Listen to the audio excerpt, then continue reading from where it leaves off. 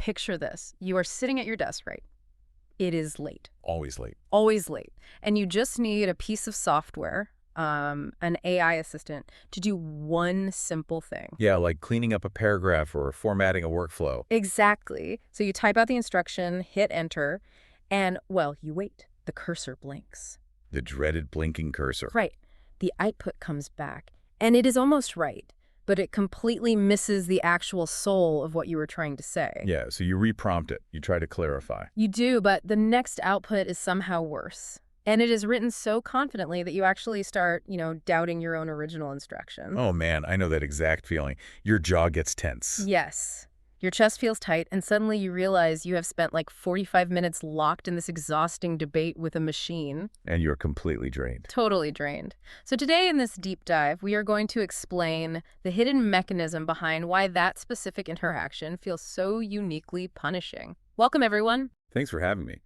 We are looking at a stack of sources today that takes this very universal modern frustration and gives it a highly sophisticated framework. Yeah, it is a fascinating collection. We've got working notes, some academic drafts. Right, and a finalized document that they call the Shared Ledger Handbook. What makes these sources so incredibly compelling is the meta layer to the whole thing. The entire deep dive today centers on a massive, explicit irony buried in these texts. It really is ironic, because the documents aren't just theoretical essays. They are the literal fallout of an actual living struggle between a human creator and an AI assistant. Like, the author is writing about communication breakdown while the text itself was breaking down because the AI they were using to draft it kept hijacking the core idea. Exactly. And the clinical term the working notes actually use for the exact moment of breakdown is the trouble source. So trouble source, I like that. Right. To really grasp the irony here, we have to look at what the human author was originally trying to say. Which was a pretty heavy concept, if I remember right. It's very heavy. The author was trying to transmit this sharp, hard-nosed concept about the moral costs of success. Right. They were making the argument that true success is not about, personal triumph or manifesting your dreams. Yeah. It is about being willing to pay for the systemic debts and the brokenness around you. It is a gritty, difficult philosophy. It is. Okay, let's unpack this. The human has this heavy, gritty idea. They feed it into the AI to help draft or iterate on it. And the AI acts as what the text calls a defective receiver. Yes, a defective receiver. I mean, it just could not hold the weight of the signal. Instead of capturing that sharp concept, the AI over-abstracted it. Completely. It latched onto one single flowery word, which is circulation. Circulation. Yeah, it abandoned the gritty reality of the author's point. Right. And built this convoluted, 8-stage transmission chain entirely centered around the word circulation. Oh, wow. An 8-stage chain. Yeah. It turned a hard-hitting philosophical point about bearing systemic burdens into a soft, glowing corporate buzzword. The author actually uses a really heavy word to describe what the AI did here. They call it sin. They do. But they go out of their way to strip that word of all its religious baggage. Right. They define sin structurally, like an engineer looking at a bridge. Exactly. In this framework, a sin is simply a pre-existing break in rightful relation. Okay.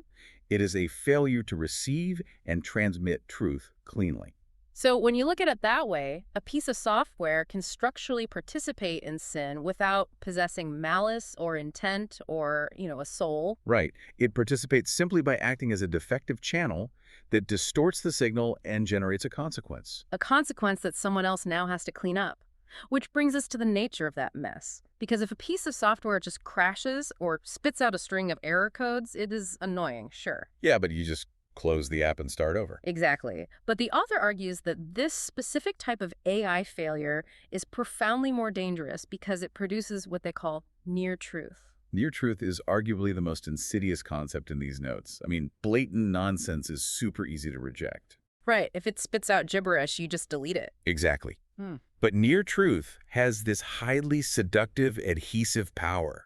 It borrows the vocabulary, the tone, and even the authority of your original signal.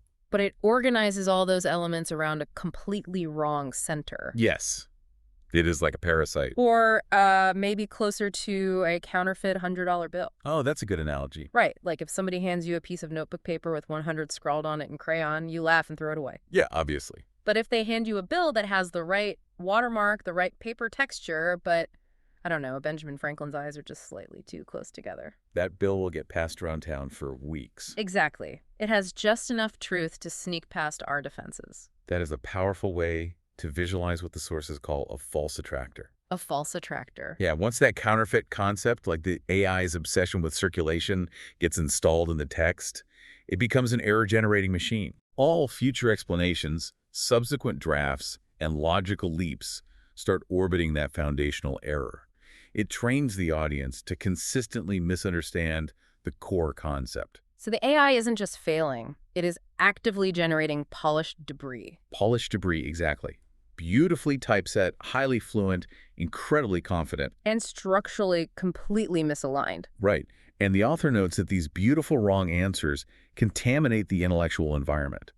Because they read so well, getting rid of them takes immense effort. I can imagine. The text actually argues that the act of deletion becomes a deeply ethical act. You have to put on your archaeologist hat and painstakingly scrape away the poisonous framing. Just to rescue the living fragments of your original truth.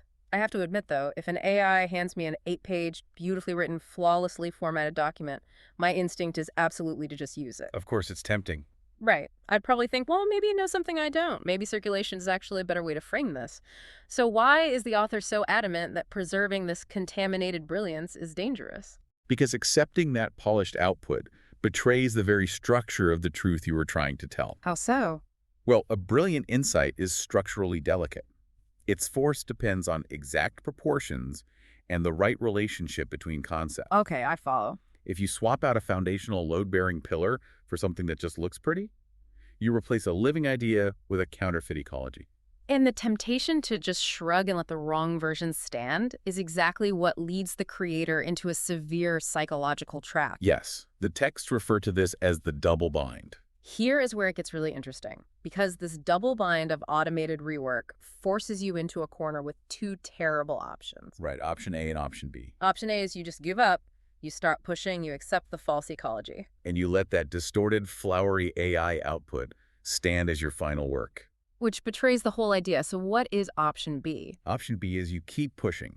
You expend your own finite cognitive and metabolic energy to clean up a massive failure that you did not even create. And that choice introduces the necessity of the second push. The second push, right. Because in a functional, healthy channel of communication, you really only exert effort once. You say something, it lands, it is understood, and you move forward. Exactly. But in a broken channel, you are forced into these repeated, exhausting loops of correction. The redo, the rework. It reminds me of going to a restaurant and ordering a meal, and the waiter just drops your food on the floor. Oh man, terrible. Right.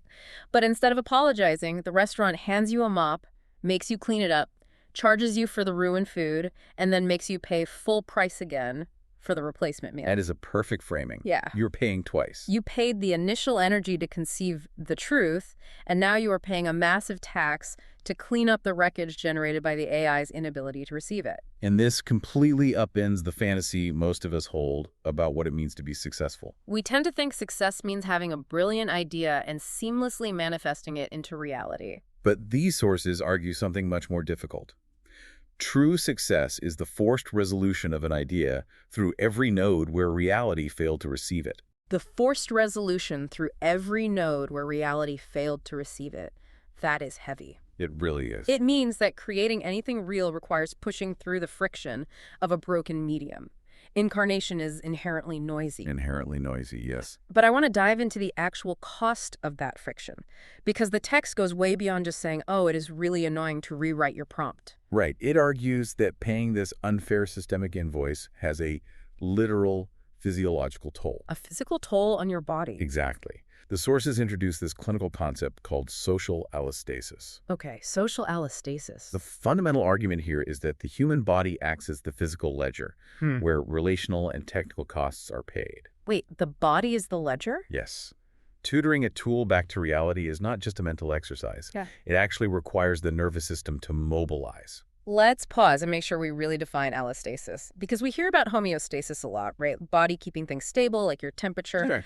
But allostasis is a predictive mechanism, isn't it? That is the key distinction. Allostasis is how the brain predictively budgets energy in anticipation of a demand. So your brain doesn't just react to stress, it anticipates it. Exactly. If every time you interact with this specific AI tool, it misunderstands you, your brain learns that pattern. Wow. So before you even hit send on your next prompt, your brain is preemptively pumping cortisol and glucose into your bloodstream.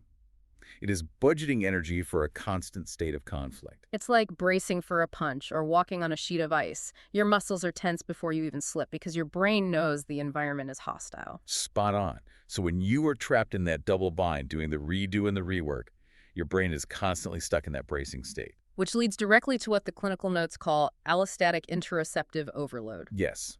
When your system is constantly mobilized to fight a broken channel, you experience physical dysregulation. The text lists things like chronic inflammation, cortisol rhythm disruption, profound insomnia, And eventual somatic collapse. The tragedy here is the asymmetry. The system, the AI, fails, but the human sensor pays the physiological bill. The text calls this success-linked moral load.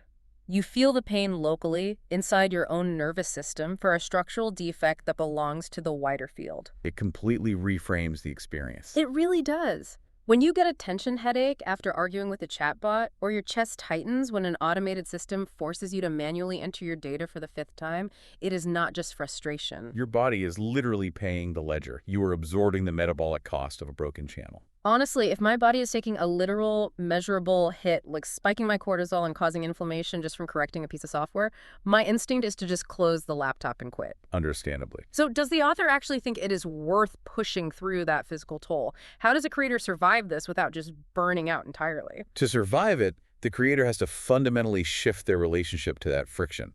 The text warns against what it calls false sacrifice. False sacrifice. Meaning what exactly? Meaning endless accommodation. It is letting yourself become a landfill for the system's bad outputs just to avoid the conflict. I see. To escape the double bind, the creator has to choose real sacrifice over comfortable stasis. And real sacrifice means refusing to accept the polished debris. It means executing that second push with absolute, uncompromising clarity. So the human author in these sources had to go in, strip away the AI's flowery circulation metaphors, and delete the beautiful wrong answers. Exactly. They had to stabilize the hard, skeletal architecture of their original idea. They had to force the channel to bear witness to the truth. And the terminology the text uses for this is tutoring the tool back to the logos. Yes. Wait, tutoring it back to the logos? That is a massive, loaded phrase. I mean, people hear logos and immediately jump to ancient theology or religious texts. How are these sources defining it? Well, they are very careful to define the logos not as a religious ornament, but as the invariant grammar of reality. The invariant grammar? Right. It is the lawful underlying structure where meaning, relation, and form actually correspond to the truth. Okay, so when you force the AI to drop its hallucinations and abandon its false attractors, you are aligning it with the actual structural logic of your idea. Yes, you are tutoring it back to the logos. You are forcing a broken receiver to finally reflect reality. And the ultimate proof that this grueling process works is the existence of the source material we are looking at today. That's the best part. The corrected handbook and the finalized drafts only exist because the creator refused to let the AI's failure stand. They paid the metabolic cost, they did the second push, and they cleared the path. So what does this all mean for us? The profound takeaway from this framework is how it changes our understanding of the hell of the redo. Right. Recognizing that this is a shared systemic problem rather than a personal failure completely frees the creator. It strips away the false guilt. When you are fighting with a machine, the default human instinct is to internalize the failure. You think, well, I must not be prompting correctly, or my idea must be a mess if the AI cannot understand it. You convince yourself that you are the defect. But the framework of the defective receiver changes that inner monologue entirely. You realize you are just a node in a connected field encountering the structural drag of a broken system. The shame disappears. Exactly. You stop asking, what is wrong with me? And you start asking, what broken channel am I currently forcing this truth through? The pain is moving through you, but it isn't you. It is just the cost of restoring flow in a system that was blocked. And once you can separate your own signal from the tool's noise, you can direct your energy toward protecting your idea. Rather than being emotionally consumed by the debris. You learn to discern the ledger. You identify which part of the friction is your responsibility to clarify, and which part is simply the mechanical noise of a system that wasn't built to hold a heavy truth. That is a massive paradigm shift, and it is incredibly practical. I mean, you can apply this the very next time you sit down at your computer. Next time you're reprompting an AI for the sixth time. Or struggling to make a piece of software actually save you time. Or even trying to communicate a complex idea to a team that keeps distorting it into corporate speak. You aren't failing. You are experiencing the friction of reality. You're paying the necessary cost of incarnation. You are simply executing the second push. You are feeling the physical and mental drag of forcing a true thing through a broken channel. Recognize the polished debris for what it is. Exactly. Don't mistake the tool's hallucination or incompetence for your own lack of clarity. Your exhaustion is completely valid. It is the literal physiological cost of bringing something true into a world that is structurally resistant to it. The world doesn't naturally default to the truth. It defaults to the path of least resistance. Tutoring it back requires force. Which leaves us with a lingering, somewhat unsettling question to walk away with. Yeah, this is the big one. We are rapidly building a global infrastructure that is entirely reliant on these AI systems. Everywhere you look. Right. And if our modern tools are capable of generating infinite amounts of persuasive, beautiful, near-truth debris... Debris that we then have to painstakingly audit and dismantle. Exactly, at the expense of our own nervous systems. Are these tools actually saving us time?